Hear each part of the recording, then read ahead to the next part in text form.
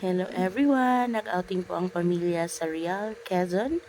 At ayan, so umalis po kami ng mga alauna ng madaling araw sa Marikina at dumating sa Quezon ng mga alas 4. At ayan, for the breakfast muna ang buong family sa gilid ng kalsada sa may van. Since hindi pa kami makakapag-check-in, maghintay pa po kami ng alas 11.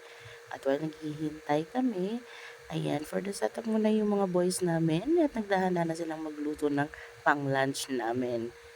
Ayan, for the busy na sila. At ang mga kids ay nag-start ng mag-swimming. Ayan, nakaluto na po ng mga uulamin. So, mag-start na pong mag-lunch ang everybody. Happy tummy na! So, nagkanya-kanya kung saan uupo. Ayan, for the Girl Scout and Boy Scout po ang mga lola nyo.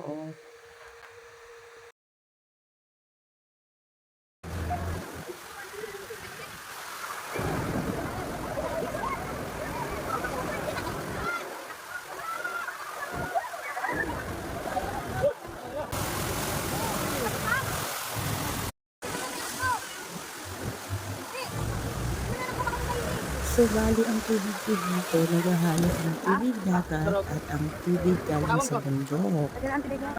Ayan, so may dalawang option po kaming pagliliguan. Pwede kang sa dagat, pwede ka naman dun sa tubig galing bundok. Ayan, for the sweet po mag-asawa.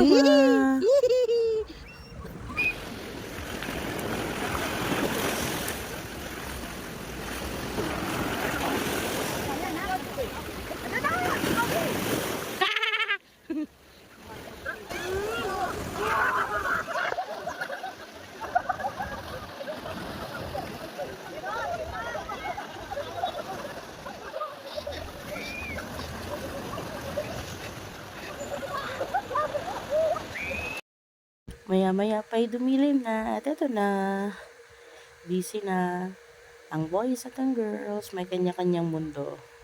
At ang mga bagats-bagets like me, Chari.